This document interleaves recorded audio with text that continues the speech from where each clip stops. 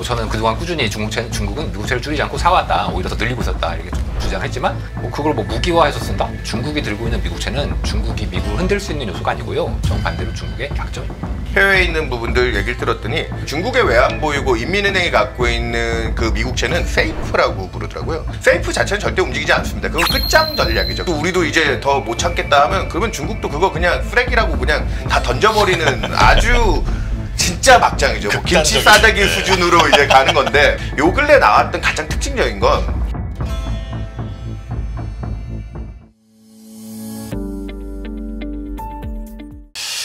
미국, 일본 오늘 첫 협상했잖아요. 그런데 지금 보도 나오는 걸로 보면 탐색전만 한 것 같은데 그리고 이제 이달 중에 한 번 더 만난다 이렇게 얘기가 나왔습니다. 어떤 얘기가 오갔을 거고 우리가 주목해야 하는 포인트는 뭔지 팀장님부터 말씀해 주실까요?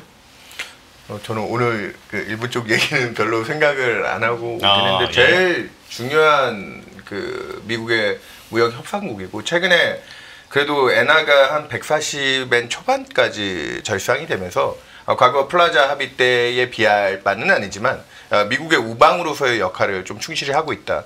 제가 갖고 온 차트 중에 좀 재밌는 차트 하나만 보여드리면 네. 지난 뭐 4월 2일 이후 미국 증시 급락하고 처음에 안전자산으로 미국채 10년이 3.8까지 빠지다가 지난주에 미국 금리가 4.5%까지 급등하는 과정에서 처음에 이제 미국채 매도 세력으로 거론됐던 주체 중에 하나가 일본 보험사들, 일본 금융기관들이 지적됐거든요. 이게 엔캐리 청산 때문에 약간 이쪽으로 좀 다시 일본으로 자금이 환류한 게 아닌가. 그래서 실제로 데이터를 찾아봤더니 재무성에서 주간 단위로 해외채, 이제 저는 채권이 더 중요한, 이 캐리 자금의 중요한 위치라고 해서 주식은 배제해두고요. 봤는데 이게 누적 잔고로 놓고 보시면 23년 이후에 30조엔 넘게 샀다가 트럼프 당선됐을 때, 그리고 4월 2일 그 해방의 날이 있었던 그 4월 2일 그 주간의 매도 물량이 많긴 했는데 이게 대략 2조 5천억 엔 정도? 그러니까 달러로 하면 170억 달러, 우리 돈 20조 원입니다. 큰 규모죠. 큰 규모인데 이 수준입니다.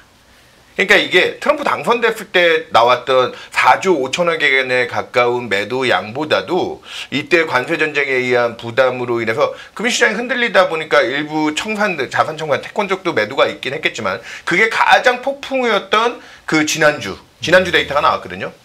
예, 5천억 엔 정도밖에 매도가 나오지 않았습니다. 채권 쪽에서는. 그래서 드릴 수 있는 얘기 중에 하나는 일본은 여전히 미국 쪽에 이런 금융 쪽에서도 협조적인 입장을 유지하고 있다는 거고요. 제가 제일 재밌게 보는 데이터는 이 그림에서 엔캐리가 청산되면 채권 쪽 자금 쪽에서도 머니무브가 일본 안으로 많이 환류될 거다라는 생각을 하시는데 22년부터 23년까지 엔화가 약세를 가는 국면에서 오히려 환방어의 목적으로 민간 금융기관들도 있고 일부 일본 정부도 나섰을 거로 추정되는데 일본 재무성도 엔화가 너무 빠른 속도로 약화가 가고 그때 걱정들을 또 많이 하는 수준이었잖아요. 160엔 갈 때. 그때 오히려 미국채 보유 잔고가 더 많이 줄었다는 거죠. 그리고 엔이 절상돼서 어느 정도 안정화될 때는 그 구매력을 가지고 미국채 잔고를 지난 2년간은 꾸준히 좀 늘려주는 엔화가 좀 횡보하는 국면에서 그러니까 이번 국면이 워낙 미국채 안전자산의 위상이나 뭐 일본 쪽 자금이 또 이탈하는 거에 대한 노이즈가 있었지만 생각보다 일본 쪽은 그렇게 메인은 아니었다. 예, 저는 그렇게 좀 보고 있습니다. 예, 문홍철 팀장님은 어떻게 보세요? 지금 이게 쭉 미국과 일본의 어떤 금융 협조에 대해서도 말씀을 해주셨는데 지금 일본이 상황이 어떨까요? 기분이 별로 좋지 않을 것 같습니다. 기분이가 안 좋아. 네. 기분이. 네. 그 자세히 해보세요. 지금 트럼프가 이제 관세를 매겨. 1기 때는 중국을 때렸지. 지금 중국을 때릴 수 있죠. 때리기도 하고. 근데 중국은 이미 이슈가 좀 지나갔잖아요. 자기 지지자들을 결집시켜야 되는데 지지자들은 관세를 원해요. 근데 대미 무역 흑자 나는 나라들 보면은 중국은 이미 때렸어. 또 때려? 뭐 때려요. 근데 뭐 좋아하겠어요? 새로운 재료가 필요해. 그러면 무역 흑자 순으로 하면 결국 일본, 한국, 대만 이런 나라 아니겠어? 뭐 그리고 독일하고. 즉 이런 나라들은 너무 기대를 하시면 안 돼요. 너무. 왜냐면 정치적으로 트럼프 입장에서 면을 세우려면 때려야 돼요. 정말 웬만한 걸 해주지 않고서는 관세에 대해서 우리가 그렇게 너무 기대를 하시면 안 된다. 그리고 지금 트럼프가 뭐 예를 들어서 협상을 했다 쳐. 협상하고 맨날 하는 얘기가 아베짱 어디 갔어 아베짱. 옛날에 아베짱 좋은 우리 넘버원 아베짱 골프도 잘 치고 근데 뭐 아베짱 없잖아. 아니 그럼 뭐 이시바짱이라도 나와야 되는데 이시바짱은 지금 막 정치 자금 때문에 막 길길거리고 있어. 지금 막 조사받고. 예? 저 일본이 리더십이 없단 말이에요. 아마 한국도 그렇지. 한국보다 낫지만 일본도 리더십이 없어. 그러면은 협상이 되겠냐고. 뭐 있다고 근데 뭐 믿을 수 뭐 있겠어요 있다고. 지금. 아 이거 희망회로 좀 돌려. 네. 희망회로. 그러니까 이제 미국의 정치적인 환경도 그렇고 일본의 현재 정치적 환경도 그렇고 이런 환경에서는 그다지 우리가 관세에 대해서는 그렇게 기대할 게 별로 없다. 아 하나가 있어. 하나가 있어요. 그게 뭐냐? 일본이 할 수 있는 거. 네. 근데 이거는 사실 독이 든 성배 같은 거예요. 그리고 차라리 관세를 때려 맞는 게 이거보단 나아. 그게 뭐냐? N을 대폭 절상시켜버리는 거. 뭐 어떻게 보면 뭐 제2의 플라자비가 되는 거겠죠. 근데 뭐 그동안 많이 먹었잖아, N은. 예? 15년 동안 해먹었으면 됐지. 그리고 이게 마침 일본 국민들의 염원과 맞닿아 있어. 왜? 일본 국민들의 가장 큰 불만 지금 뭐예요? 물가, 쌀값. 예? 쌀값이 지금 폭등해가지고 밥도 못 먹고 있잖아요. 그럼 이거 어떻게 달랠 거예요? 할 수 있지. 금리를 인상해. 금리를. 물론 우에다 총재가 예? 지금 온몸으로 땜을 맞고 있죠. 혼자. 지금 뭐 총리는 조사받고 있지. 뭐 지금 미국에서 관세로 때리지. 우에다 총리 지금 죽겠죠? 총재는. 근데 이 우에다 총재가 과연 이걸 혼자 막을 수 있겠냐? 왜냐면 일본의 모든 이 국민들이 지금 물가 때문에 미치겠다니까요. 일본의 금리 인상을 얼마나 더 할 수 있다고 보십니까? 그리고 그게 이제 엔캐리 트레이드 청산에는 이제는 그렇게 걱정할 일은 아니라고 보시나요? 이제 시작. 죄송합니다.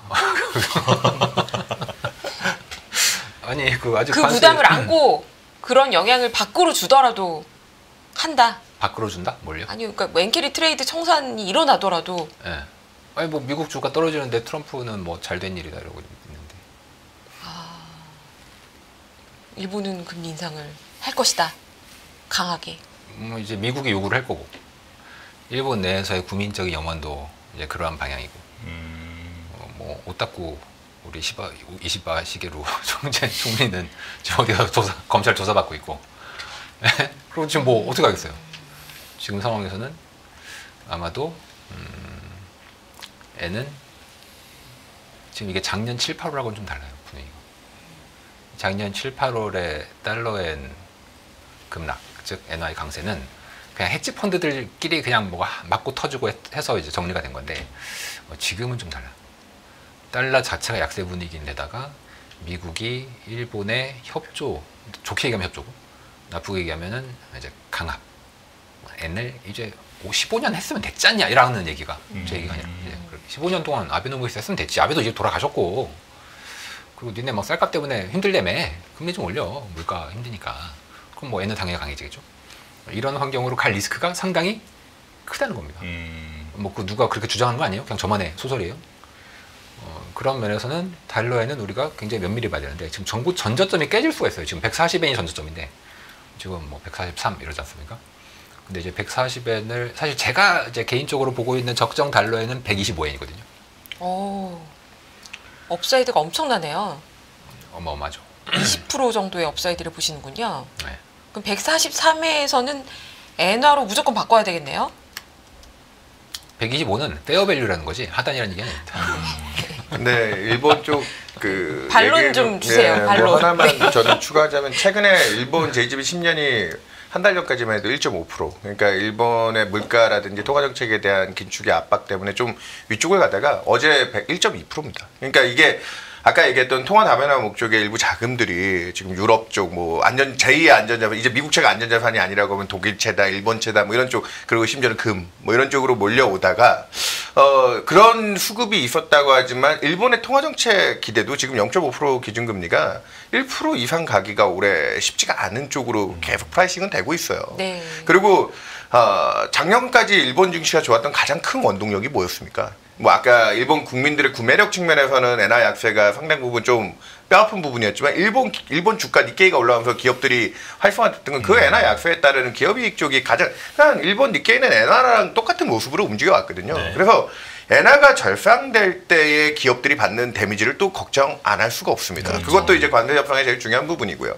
그래서 올해 2월 말에 제가 또 이건 또 어디 루트를 통해서 들었는데 미국, 일본 쪽에 보시면은 미국채 매입을 잠깐 늘렸던 이 구간이 있습니다. 이 구간이 언제였냐면 일본 재무성이 엔화가 이때 또 강하게 절상되는 분위기 들어갈 때 그 속도 조절을 미국한테 욕을 먹지 않고 유일하게 속도 조절을 할 수 있는 수단이 뭐다? 아까 중국이 미국채를 많이 사야 된다라는 얘기를 했었잖아요. 아니요, 일본이 그때 이제 미국채를 사주면서 좀 어느 정도 이제 미국한테 엔화 절상에 대한 우리가 이게 절상 방향은 맞는데 너무 급하게 절상될 때는 우리가 미국채라도 사서 조금 방어를 해야 되겠습니다라고 하는 쪽에 2월 말부터 그 잔고가 또 늘었던 구간이 있었거든요. 그래서 저는 일본은 지금 딜레마에 빠져 있는 건 분명히 맞습니다. 아까 정치적인 리더십도 약한 상황이고 이게 통화 긴축을 해서 일본 국민들의 구매력을 좀 상승하고 엔화 절상에 따르는 뭐 소비력은 좀 보완해 줄 수 있지만 기업들이 그러면 또 데미지가 너무 커져요. 그동안 좀 벌어놓은 게 있으니까 또 버틸 수 있다고 하지만 관세로 가뜩이나 위축이 될 수 있는 상황에서 그런 부분에서 저는 일본의 긴축 여건은 좀 저는 제한적으로 보고 있습니다. 그래서 일본의 장기금리도 아까 얘기했던 외국인들의 수급이 들어와서 조금 끄잡아 내린 것도 있지만 통화정책 기대 없이 그렇게 뭐 단기간에 미국 금리 혼란한데도 30bp 이상 빠지는 게 그런 쪽의 기대도 있다 보고 있습니다. 네. 엔화 절상의 합의가 이뤄질 가능성이 있다. 네. 쉽게 그렇게 결정할 수는 없을 거다. 네. 지금 이렇게 두 분께서 역시 사파 정파 나눠서 말씀을 좀 해주셨는데요.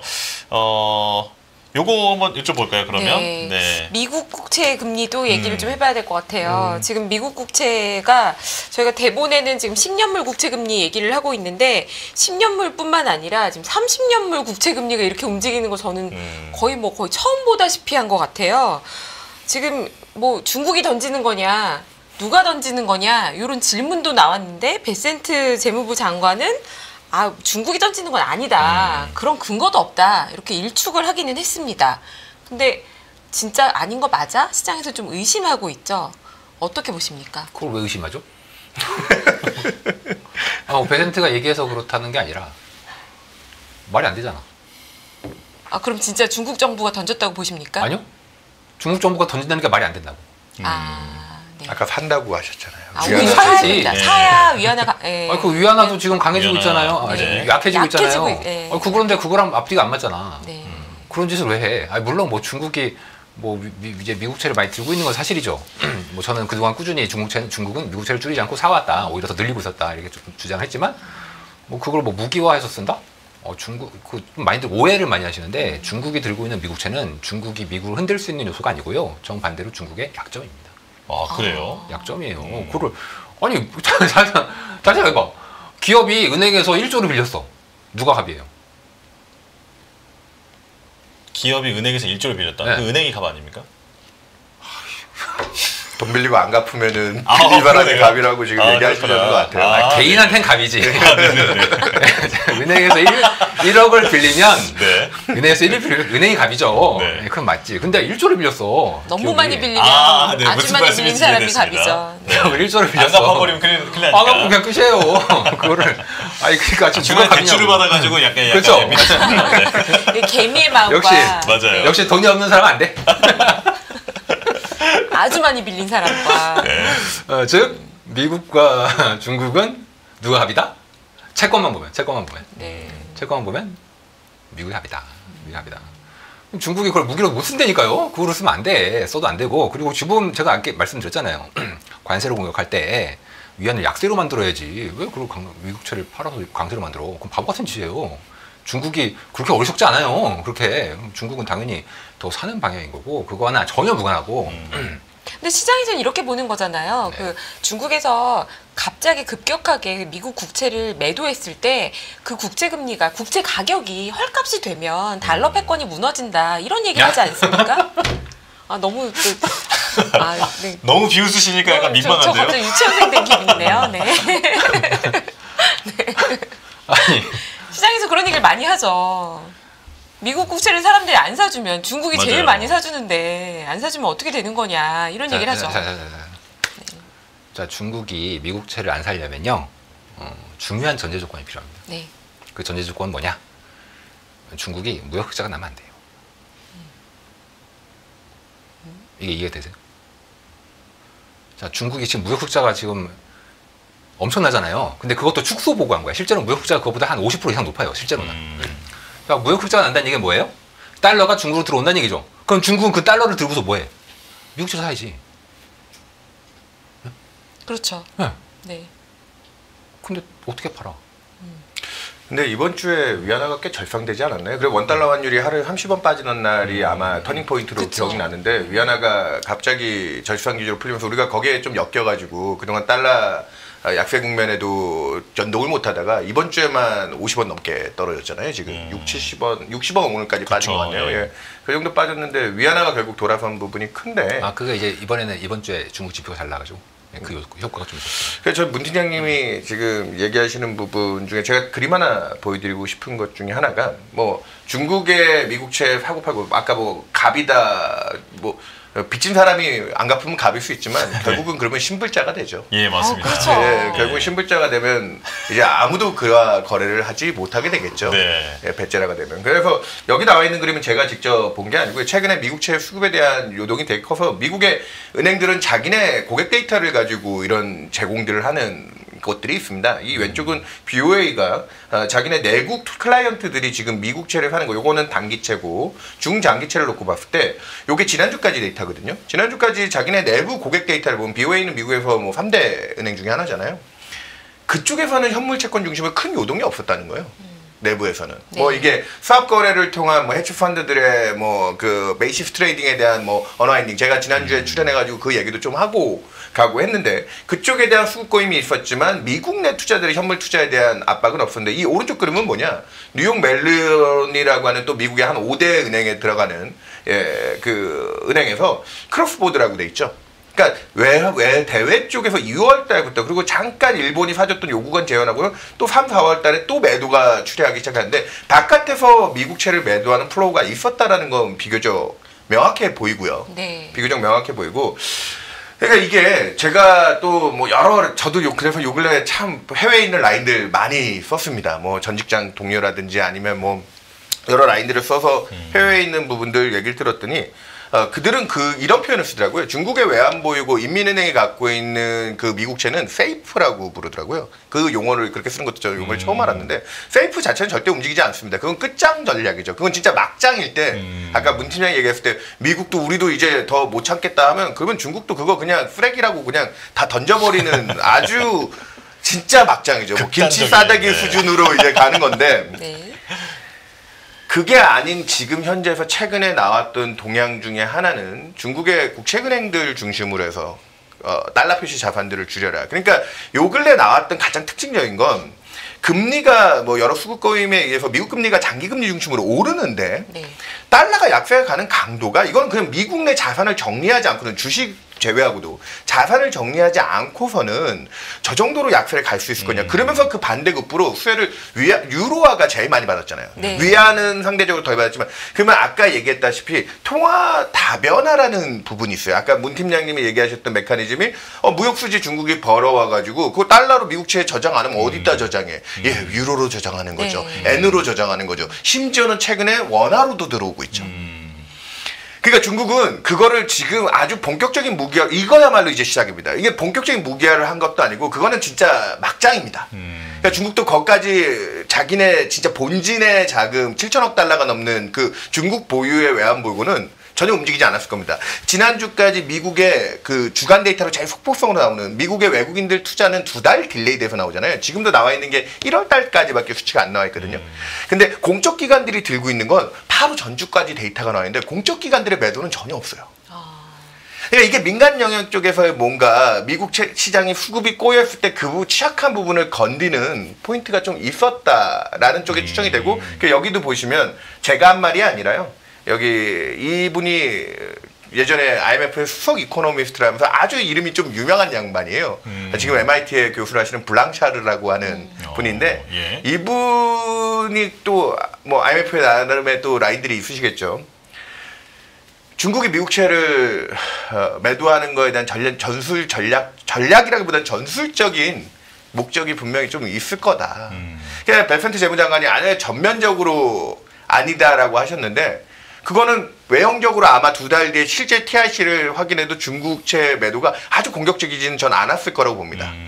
하지만 일부 조세 회피 지역으로 들어가 있는 뭐 문 팀장님이 예전부터 얘기해 주셨잖아요. 저도 그 부분 잘 참고하고 있는데 룩셈부르크나 벨기에 쪽 최근에 우리나라에 들고 들어오는 그 아까 중국으로 유출되는 자금이 룩셈부르크를 통해 들어오고 있다라는 또 전언이 있더라고요. 이런 쪽에서의 움직임을 놓고 봤을 때는 지금 이 관세 전쟁이 조금 금융시장에서 민감도를 높이는 부분이 분명히 있다. 그게 과거의 인과관계랑 가장 안 맞는. 미국 금리가 오를 때는 달러가 이렇게 약세를 간 국면은 그렇죠. 그 인과관계는 거의 없거든요. 네. 아니 금리가 떨어질 때 달러가 강세가는 국면이 있죠. 둘 다 안전자산의 성격으로. 네. 그래서 그 부분이 어쩔 수 없이 이렇게 좀 풀이가 되고 있는 게 아닌가. 그럼 두 주안 틀린 거지. 달러와 금리. 그렇죠. 근데 저희가 시간이 정말 충분했으면 여쭤보고 싶은 게 너무 많지만 여기서 이제 시청자분들이 제일 고민이 많으실 게 바로 달러 자산을 가지신 분들일 것 같아요. 달러의 방향성이 지금 가장 궁금하실 것 같은데요. 그쵸. 지금 달러 인덱스가 3년 내 최저치예요. 어떤 연유에서든 지금 두 분 다 의견이 분분하신데 어떤 연유에서든 중국이 던졌든 또는 자산을 재배분하는 관점에서든 달러 방향 어떻게 봐야 될까요? 약세가 지속될까요? 아니면 박스권일까요? 다시 반등할까요? 언제까지죠? 연말까지? 지금부터 3개월 또는 연말까지. 다 설명해 주시면 안 돼요, 그냥? 네. 단기, 중장기. 저희가 내년 뭐 적어도 상반기까지 달러에 대한 저희 그림은 있지만 전략적으로 그렇게 추천을 드리진 않습니다. 왜냐하면 일단 위안이 절하될 리스크가 굉장히 크기 때문에 원화는 약달러 분위기에서도 그렇게 강해지지 않을 수 있다. 적어도 상반기까지. 그리고 하반기가 되면 연준의 태도가 바뀌면서 달러가 지금처럼 약세 분위기를 꾸준히 이어갈 수 있다. 그때는 이제 원화도 무역 관련된 우려들이 일부 일단락이 되면서 원화도 이제 강해질 가능성이 이제 하반기에 있는데 문제는 이게 과거에 반복되는 것처럼 미국의 금리 인하기 때 크레딧 리스크가 발생하게 되면 달러가 갑자기 폭등합니다. 짧은 순간. 물론 그 다음에 다시 약해져요. 왜냐하면 연준이 다시 제로금리 양적 완화할 거니까. 근데 그 사이에 엄청난 달러원의 혼란이 생기는 거지. 자, 이 그림 제가 말씀드렸죠. 상반기 중에는 횡보, 하반기 중에는 달러원의 하락. 그러다가 혹시라도 침체나 크레딧 리스크 시에 급등, 그 이후에 급락. 자, 이때 트레이딩을 어떻게 해? 그래서 트레이딩을 그렇게 추천드리진 않습니다. 네. 윤 팀장님 말씀도 끝으로 들어볼게요. 네. 네, 저는 그냥 정파적인 관점에서 예. 네. 트럼프가 좀 저는 이제 향후의 이 협상 과정에서 저는 지난번에 출연해서도 얘기드렸지만 트럼프는 반만 믿자. 지금 실효 관세율 20%대는 좀 과하다. 제일 세게 때려놓은 상황이기 때문에 이 부분의 합의점들을 찾아가기 시작하면 여기서 이제 어느 정도 룸들을 만들 거고 극단적인 치킨 게임은 어느 나라도 원하지는 않을 거다. 트럼프가 되게 강경해 보였지만 지난주에도 결국은 90일 유예를 했거든요. 네. 지금 중국과의 협상인데 중국과 미국 둘 다 100% 관세를 매겨놓고 정상적인 무역을 한다는 건 말이 되지 않죠.